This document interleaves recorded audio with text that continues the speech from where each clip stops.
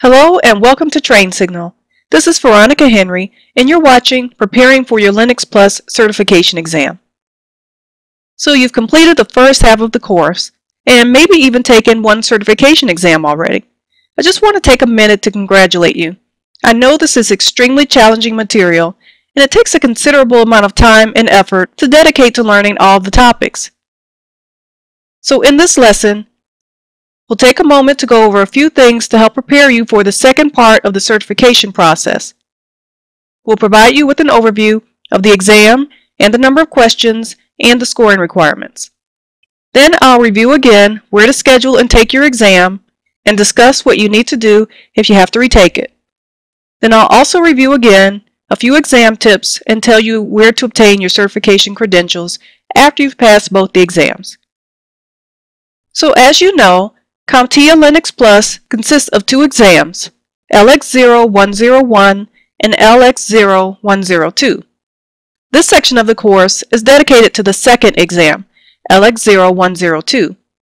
And as a review in terms of experience, CompTIA recommends that you have CompTIA A+, Network Plus, and at least 12 months of Linux administration experience.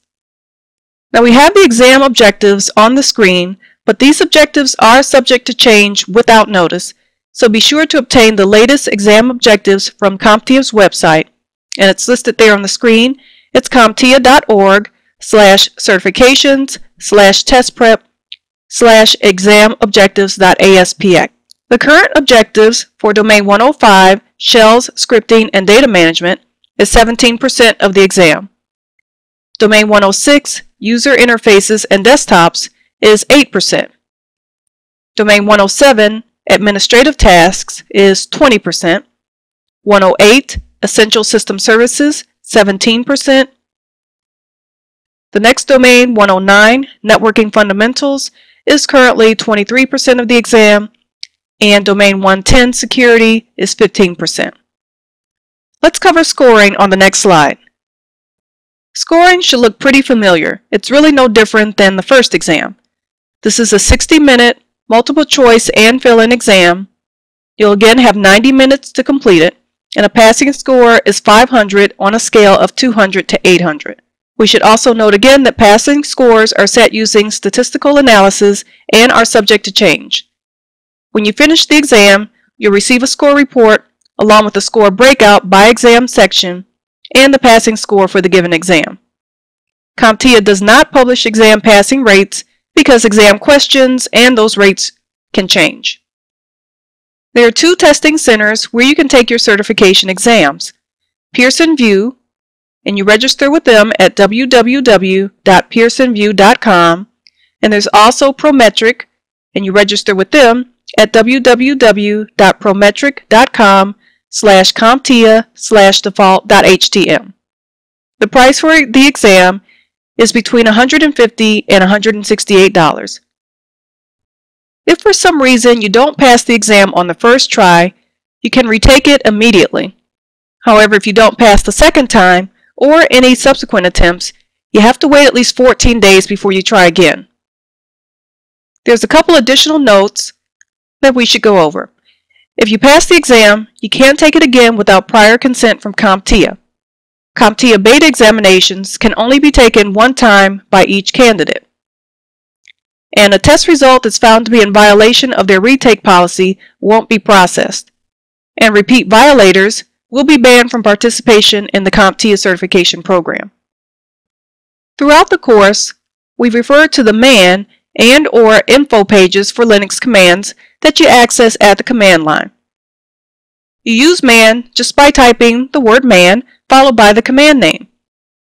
I recommend that you spend additional time reviewing the man pages. As we discussed, the objectives for the exam do change from time to time, and the best way to be prepared is to know every detail, and the man pages will definitely provide them. And of course, you have all the lessons that you've completed. Use them. Review them as many times as you need to. I also suggest that you spend time on your system practicing some of the demos that we went through. This repetition is key to helping you commit the material to memory. Also, during the exam, you have the option to mark questions for later review. Doing so will ensure you have time to complete the exam. I personally went through, answered everything that I was sure of, and then went back over the tough ones later. This strategy may work for you as well. Next, let's talk about what to do after you've taken and passed the exam.